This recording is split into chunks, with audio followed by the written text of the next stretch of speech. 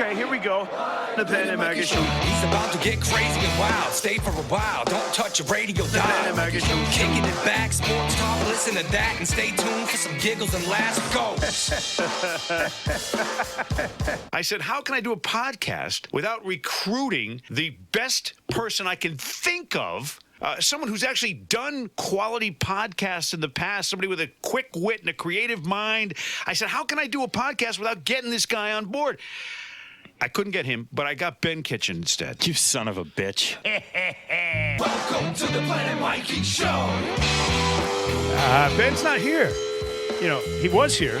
Yeah. He left. He had something to do. What was it? What's he had to do? He had to go take care of his little boy. Danny. Yes, Danny. All right. So Danny he's boy. a valid excuse. Yeah. That's Planet Mikey podcast number 300 or something. 278. 278, brought to you by Pro Automotive of Webster and Dudley, who once again have gotten me out of auto hell. If you've got trouble with your car, truck, or SUV, Pro Automotive is who to see. Pro Automotive. Oh, yeah. And Pro Automotive FM.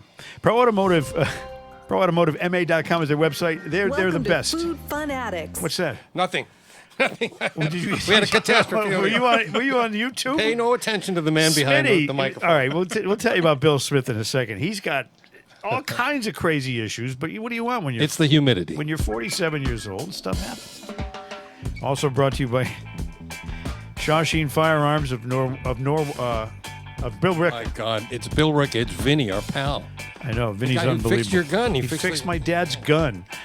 I'm going to introduce these two fabulous people to my left. But first, do I have any other sponsors? Oh, yes. Every guest of the Planet Mikey podcast gets a free, wonderful gourmet My Grandma's Coffee Cake, shipped directly to their home, fresh off the assembly line from the good folks at My Grandma's Coffee Cakes. Go to mygrandma.com or call 1-800-8-GRANDMA. The number 8. Yes, it's the number 8. We're not cannibals. All right? With all due respect. It's like Uncle Bozy. Plus, you know, I don't know about you, but my grandmother has been long passed from this earth. What are you trying to say, Mike? Well, who wants bone soup? You know what I'm saying. On my left is the most amazing guitarist I've ever met or ever known, and probably the greatest guitarist, at least in New England, probably in the USA, Jon Finn and Julie Finn. Hi, it's the Finns. It's the Finns. As we got more fins than a dolphin here today. This is great. First of all, Jon, let me just give you a little background on Jon Finn, okay? Because he's got an unbelievable resume. I've known you for almost 30 years. Yeah, at least.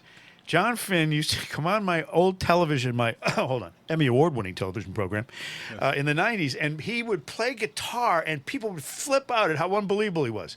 You'd bring Joe, the bass player. Joe Santerre, yep. Who was a great guy, and you two, I'd say, okay, can you play this? And all of a sudden, bing, he'd jump in and be perfectly executed on the live. He had no preparation time, and he became a very popular guest on that television program. We did the famous Janet Reno blues tune. That's right.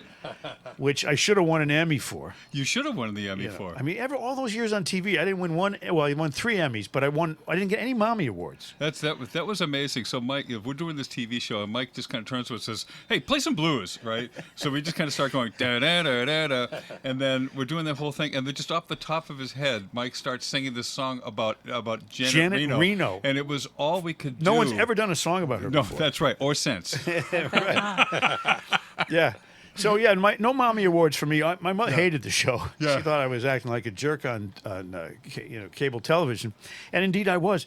But it was really great to meet you at that time, and then to watch. I went to one gig you had with the Lumberjacks. The Lumberjacks. Wow. That horn section, and you were ripping it up that night. The place was going wild, you know. And then the horn section added. It's an element you don't usually see. Yeah, that's right. Who are those guys, and where'd they go? Okay, so I mean, they're all still around. I had the idea for the Lumberjacks. I was listening to the radio, and this song called what was it called? It's the song about something about a black sedan, the Ides of March. Vehicle, Ides of March. Vehicle. So the song came on, and I'm like thinking, God, what Da-da-da-da-da. Yeah, what a badass tune. What a great sound. Yeah. And it just kind of made me think, like I can't remember the last time I heard a rock band kind of do that. So I had an opportunity to put on a concert over at Berklee Performance Center. So I wrote up a bunch of charts of some of my own tunes and some cover tunes to kind of sort of recall that sound. We did a bunch of gigs as Jon Finn Group plus the Lumberjacks. We called it the Industrial Strength Jon Finn Group Extravaganza. Right. It was But a tremendous show. we did a bunch of shows. The challenge was it ended up being a 12-piece band. And a lot of the venues we were playing, the stages weren't big enough to hold that many people, and they, at the time, didn't have the kind of budget. So, so for you listeners out there, if you have like unlimited resources, boy, do we have a band for you. We have a band. I'll tell you, you guys that night, I don't usually, get brought to my feet by something, because I've been to every single show. God knows I used to play with the Beatles. You didn't know that? Yes. I didn't know that. Hi, Pete Best. Nice to meet you. They kicked me out. Pete Worst. Right. But just some other things that Jon, you played with the Boston Pops. You recorded with the Boston Pops. Yes. You won Grammys with the Boston Pops. Nominated. I'm sorry. Wait, right. no, did we win? No, Grammy we didn't. nominated the Celtic album 1997 and the Latin album 1999. That's Yes. what Wikipedia says. And I always go with what they say. And the Jon Finn Group third CD was nominated for a Grammy, too. Unbelievable. Yeah, best new artist. You played with Dixie Dregs, Dweezil Zappa, Debbie Reynolds? Yeah, with the Boston Pops on July 4th. Debbie Reynolds? Debbie Reynolds. I had a crush with her when she was in the movie How the West Was Won. Yeah, she was 88 something, and I had a crush on her at the time. She was amazing. Yeah. Debbie, I saw that. I said, wait, Debbie Reynolds. I got to hear Debbie about Reynolds, that. yeah. That's crazy. Did she sing Tammy's in Love? Yes, she did. She I hear did. the cotton. Yeah. Tammy. Yeah, she did that. She did a couple of things from. Tammy's a guy. Now, Julie, you're a lovely, lovely woman. How did you meet Jon? Well, I met Jon at the guitar office, 921 Uchida, At Berklee Berklee College yeah. of Music. Because he's a professor of the Professor guitar. of the guitar. You don't hear that title very often. But anybody who's a professor, first of all, Smitty knows, we've had no professors until now on this show. Correct. Period. And I do introduce myself that way every time. Professor somebody Finn. Hi, I'm Jon Finn. I'm professor of guitar. Right. He's the second Finn we've had, though. We had Chad Finn from the Globe on, remember? Yeah, I do. No relation. And Huck, I call him Hack Finn. Chad yeah. Finn, because he writes for the Globe. Hack Finn, but no, this is the first professor that we've ever had to say, I'm the professor of guitar. That's very special. It sounds like I'm important. But It does. Now, wait a minute. I saw this thing you were describing today, something about the neck, the upper part of the neck, the last four strings or something. What's that called? That there's an area. Oh, the warp refraction threshold. The Is that what warp you're talking- refraction yeah. threshold. You know about the warp refraction threshold. I've only heard about it. Okay. And I heard someone describe it. It It was one you. of those advanced. It's an advanced guitar Jon term. discovered it. How did you find out about that? So it's just my wacky way of describing the tuning discrepancy between the second and third strings of the guitar. Yes. So if you play guitar, all the strings are tuned in fourths except for the second and third strings, which are tuned in major third. Right. And that really sort of adversely affects how you organize the fretboard. If that wasn't tuned that way, then everything would be easier. But there's a lot of reasons in favor of tuning that way. That's why when you're tuning, you So- have to go back one fret Exactly. on that string. Exactly. I don't fret over these things usually because you should hear how bad I play guitar, by the way. You got some time after the show? we're going to jam. We're going to totally jam. I had a Harmony Rocket. Yeah, but you know what though? You gotta hear Julie's story about how she got here. Yeah. Yeah, Julie, and you're from where? Well, I was born in Cape Town, South Africa. I moved to the States when I was 4 and moved to Utah. And then I moved to Colorado Springs. I grew up there. And then when I was 19, I grew up in Tacoma, Washington. She's been everywhere. Yep. But she's also one of the first African Americans we've had on the show. Right. Right? No, we've had a couple, Yeah, but that's true.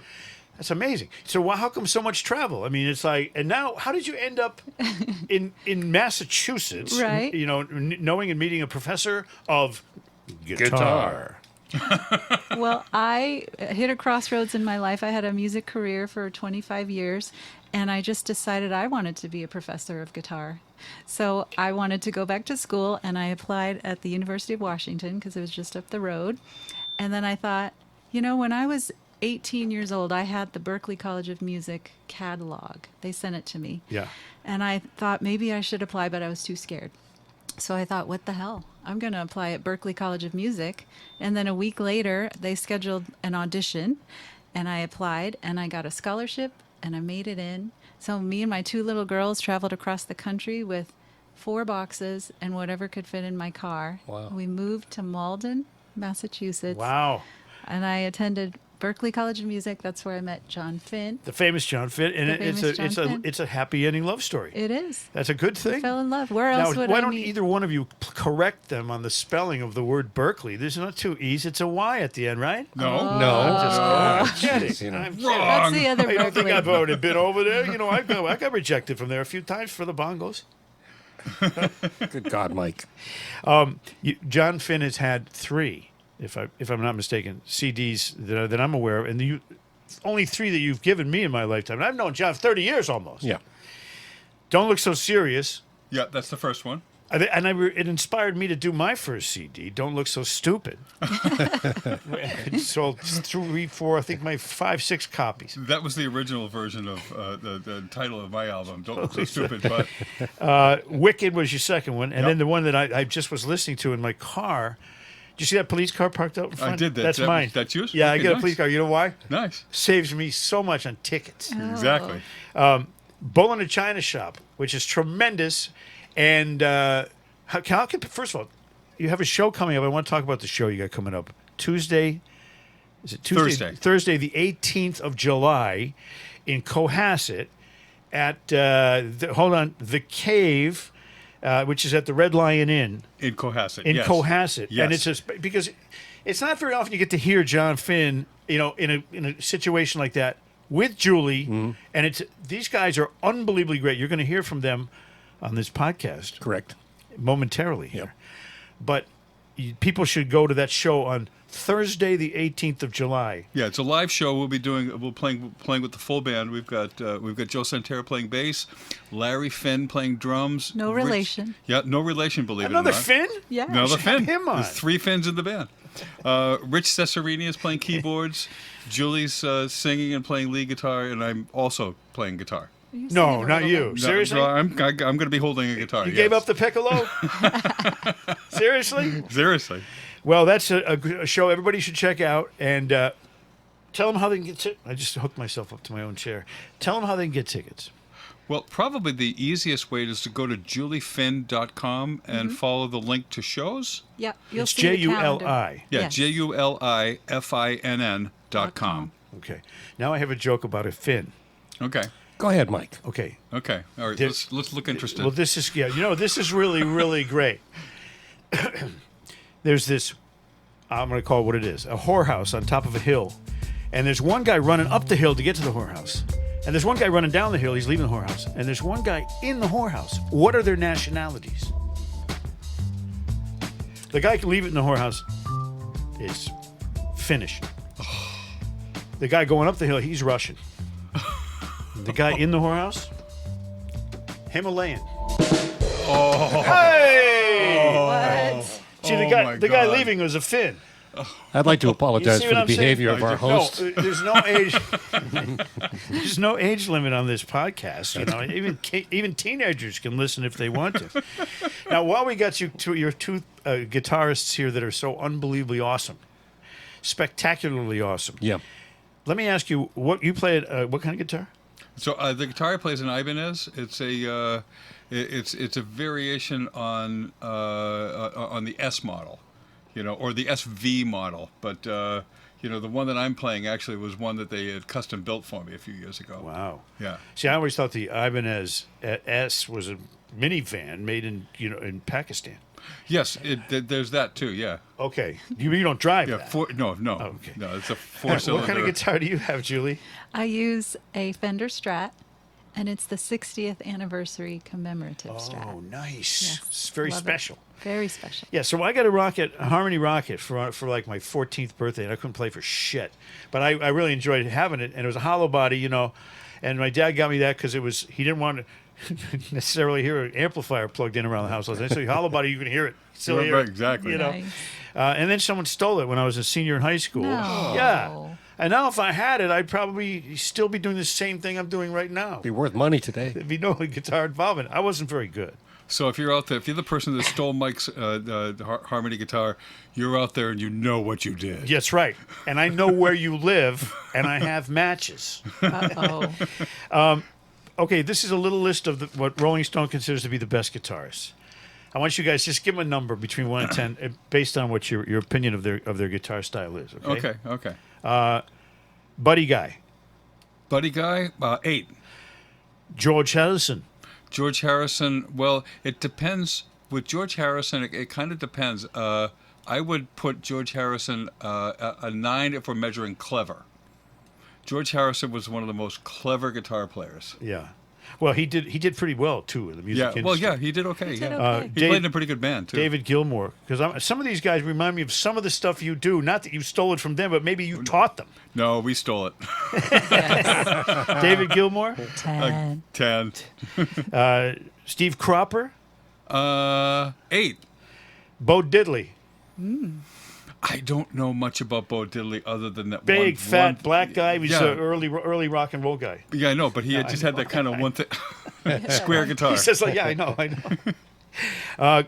Here's one that no one thinks about, but I think the guy was remarkable. Glenn Campbell. Glenn Campbell, yes. 10. Yep. 10. He could play, and he was like quick like you, but he played different style of music for the most part. But unbelievable. So here's the And thing. singer, too. Yeah. So here's the thing that a lot of people don't know about Glenn Campbell. Like, I'll give you an example. So the song, Galveston, no, Wichita Lineman. Frank Wichita Zappa, Lineman. the song "My Way," all that guitar stuff that's on that's Glenn Campbell playing guitar. Oh, really? Yeah. So Glenn Campbell, like all the Monkees stuff, Yeah. a bunch of recordings. Like he did like thousands of recording Played with the sessions. Beach Boys too. Played with the Beach Boys. And he couldn't read music, Yeah. and I think he's self-taught. Yeah. Yeah. Wow. I was self-taught in kindergarten. That's why I didn't go on to first grade. Someone said spell farm. I went E-I-E-I-O. How about Jimmy Page? Jimmy Page, 11. 9. 9. Yeah, definitely. Eric Clapton? 10. Jeff Beck? 10. Oh, 11. 11. I got to ask you this one. Carlos Santana. 10. Love him. Can you play Samba Pati? I can. Dude, put it on your next CD and I'll listen Okay. to it. And that's Did you one of the make a great. video of it? Yeah. I thought you had a video. Maybe not. It gets don't know. quicker and quicker and quicker and Oh, quicker, it's and, beautiful. but not in a I have cumbersome way. I have a backing track for that here. You do, Yeah. honestly. See? I mean, speaking of backing tracks, we have a couple of actually live. This is another thing that's a first here. Not only is it the first time we've had two Finns on one podcast, but we have a live performance recorded in the Pelham Island studios Correct. just moments ago. Let's play that right now. Oh, that's what I was thinking.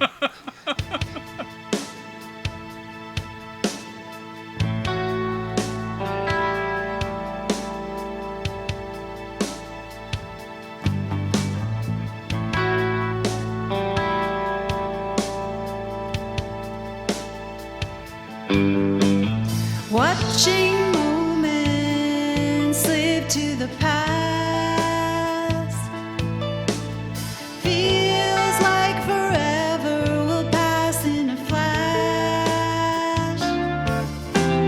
Shimmer and glow like starshine.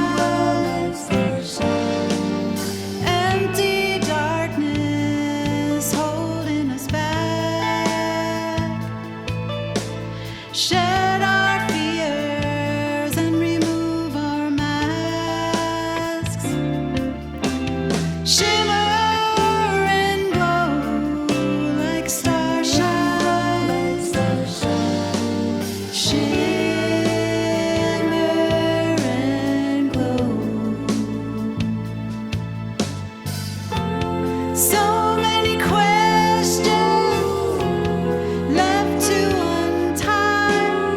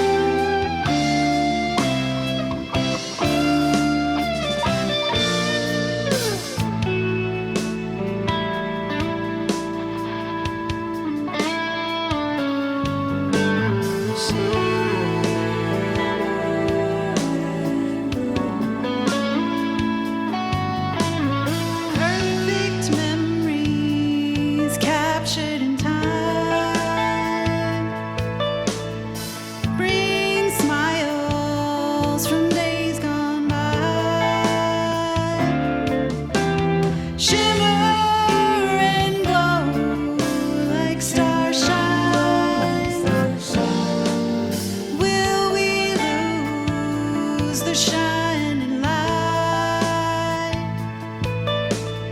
Dreams lead us to a path to the sky.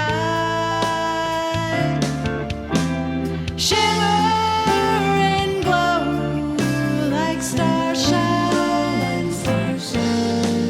Shimmer and glow.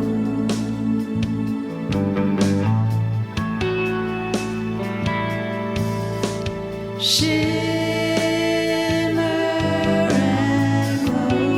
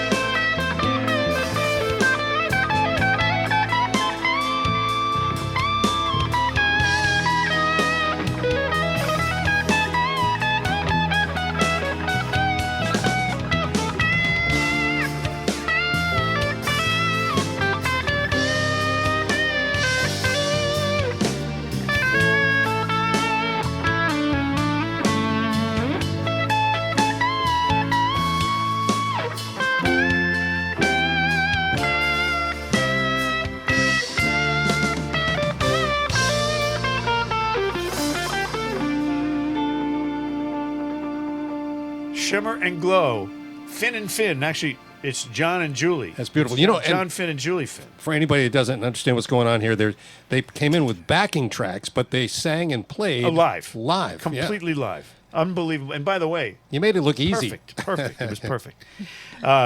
So we were talking about the best guitarists Yeah. when we went into that song. Jon Finn is clearly one of them. I got to throw back some old names, though, because, you know, everybody has an era in which they were very fond of a specific band or guitarist. I mentioned Carlos Santana. Duane Allman, who died tragically, I think he was like 25 years old or something. 27. He was hit pretty by- innovative. Yeah. Oh, dude, Dwayne is one of my favorites. His live stuff was tremendous. God. How about Eddie Van Halen, who's passed away now too? Mm-hmm. Can you play the Beat It riff from Michael Jackson where Eddie steps in and plays that? The song Beat So It? I can do the rhythm guitar part. The rhythm guitar part was actually, but I know, but Yeah, that part. Eddie Van Halen did different things with the guitar. He made Yes. it He talk did. to a different language. Yeah. yes, he really did. How? Change the world. Yeah, pretty much changed the Tapping. world. Yeah. Right. Using the right hand. Although he didn't invent tapping. I No, don't know he if you've didn't. ever seen that. No, who did? Yeah.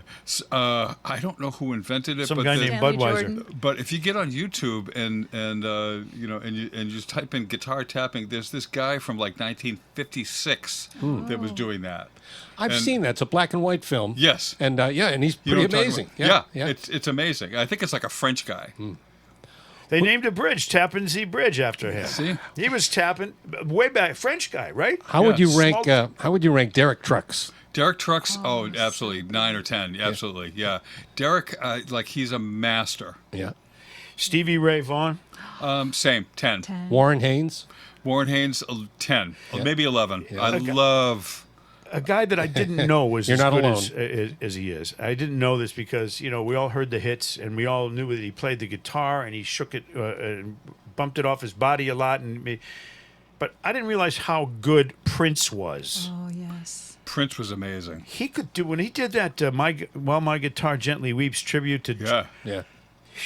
Blew crushed everybody's it. mind. He had a moment. Yeah, he had a moment. Yeah. It just, Yeah, he really. So the thing about Prince could play Prince was actually a multi-instrumentalist. Not just he could play guitar, he could play drums, bass, keyboards, sang, wrote, pretty much did it all. Yeah. Mm-hmm. I'm particularly adroit at the kazoo. Yeah. Did you bring yours today, no, Mike?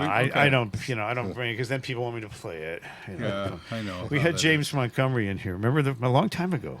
is. Did he bring a kazoo? No, he brought his Brought the harmonica. harmonica. Yeah. He's a nut. Yeah. He came in here and he just remember he whipped out the harmonica and started playing. That's the only other live performer, but he was just a harmonica and him. Yep. Right here. Yeah, but he's a legend, though. I know he is pretty He good really at it. is. Now, Jon and Julie, did you ever have one of those moments where you're out at a gig and you're playing, and something just sort of happens, and it's like when you let Jesus take the wheel. Suddenly, you can just sort of let go of everything, and everything just comes out beautifully and perfect. You ever have that moment? Very few moments, but I- it's a different level. You know, it's funny because I've had a few. It's funny that you bring that up because that's happened to me a couple of times, and While you're soloing? yeah. So I get to the end of the show and it felt like I was walking on air the whole time, and I'm like thinking I did awesome, and then the band finishes and we get golf claps. Yeah, that was like kind of not bad. Okay, What else good, you good, got? Good, Don't you people know what I just did? and then Freebird. What's wrong with you? and then other times, I've played and it's like, okay, so I've just proved that I'm a complete beginner. Yeah. And then people come up to me and say, like, I don't think I've ever heard you play better in my entire life. That was unbelievable.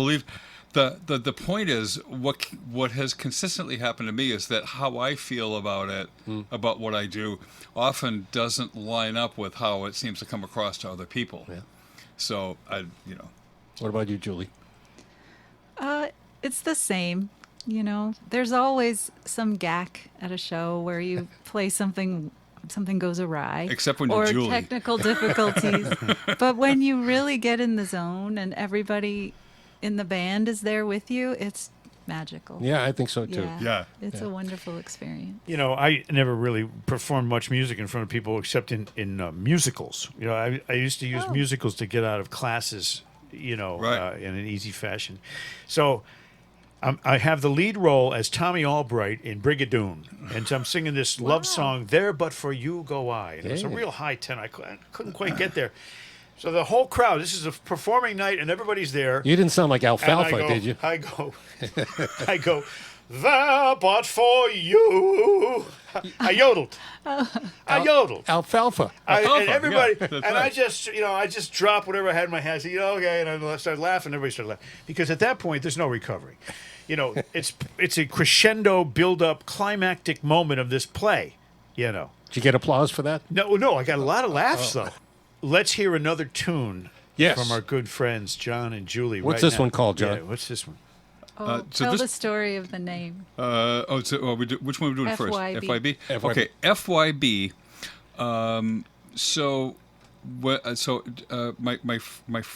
My first marriage, I was married to a woman named Beth.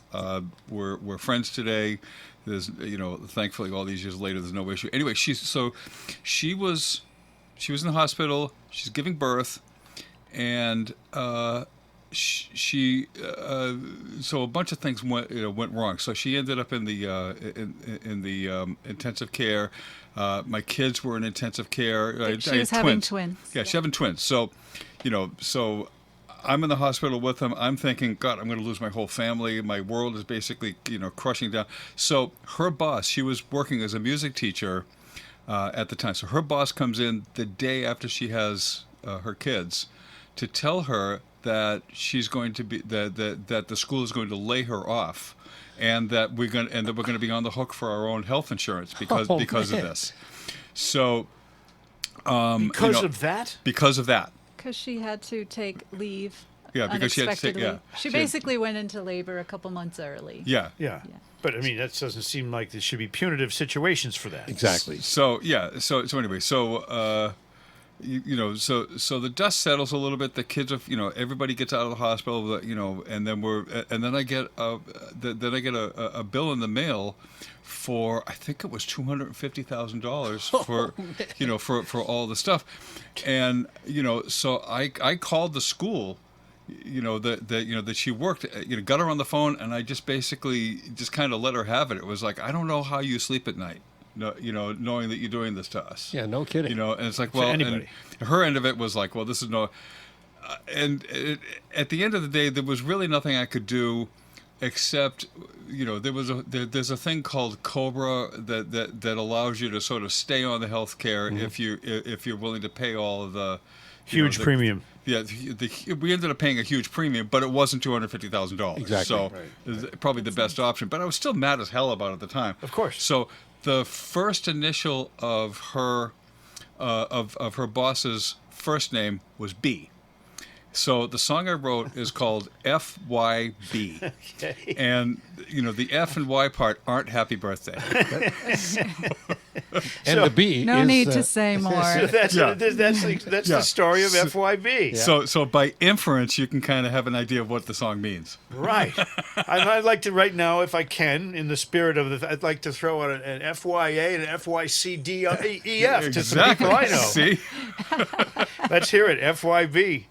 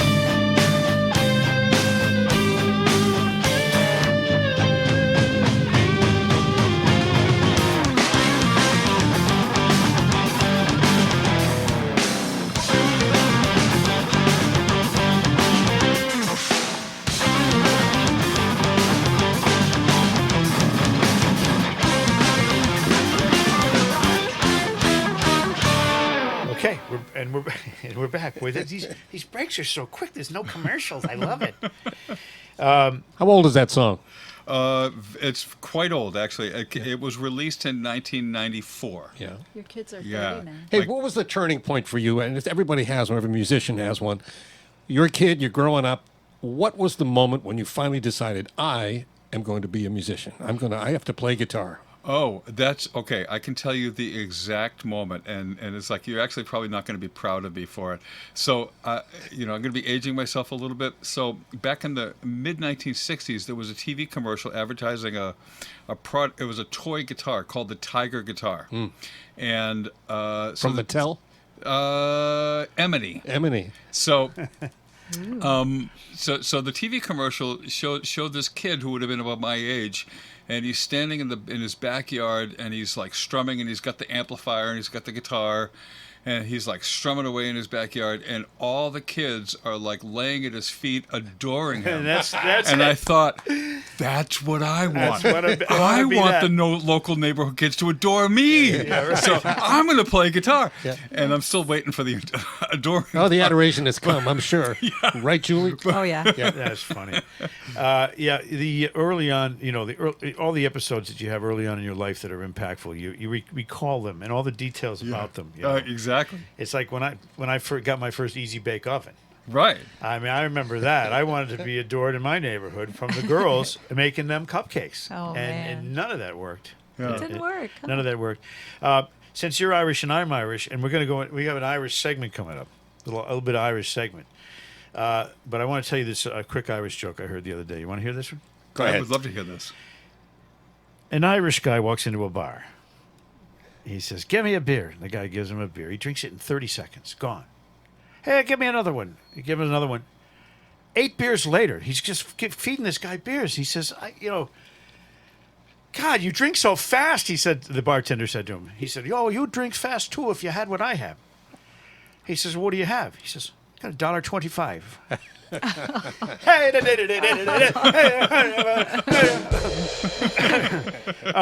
Well, you guys are great. It's Jon Finn, JonFinn. You can look him up on his YouTube channel. Has all kinds of instructional guitar stuff. He's a professor of guitar at Berklee. He's one of the most respected guitarists in America. He's played with all kinds of famous people, and now he's playing with Julie, who's wonderful. And you've heard excellent guitarist as well, I might add. Yes. Thank that's you right. so much. We want to. Should we give him the Irish song that I think we requested? should do it. Let's do it right now. Do the Irish song? This is your the final track on the Bull in the China Shop CD from Jon Finn. But you're going to sing it with me, right? I'm going to sing it with you. So let's go in there to the other room, to the studio, and do a live performance of Danny Boy. All right, let's go.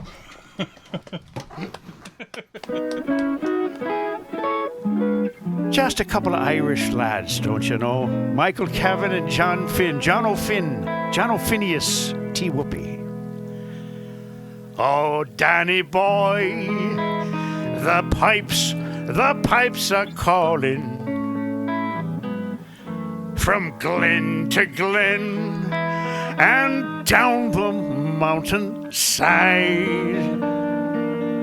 The summer's gone and all the roses falling. 'Tis you must go and I must bride. So I'm drinking at the pub, don't you know, with my good friend Danny Boy O'Toole. He had 12 beers and of course he puked on his shirt. It was disgusting. He says, "I don't know what I'm going to do. My wife's going to kill me. I'm not supposed to be drinking." I said, "Tell your wife O'Reilly puked on your shirt and gave you $20 for the dry cleaning and just put $20 in your top pocket." He says, "That's a great idea." Of course, he goes home. His wife wakes up. She sees him walking in the house with a puke on his shirt. She says, "You make me sick, you stinking drunk. You're drinking again. You puked on your shirt." He says, "I did not. O'Reilly did. He gave me $20 for the dry cleaning, and it's right here in my pocket." She reaches in his pocket. She pulls out the money. She says, "That's $40. He says, "Well, he's shitting my pants too."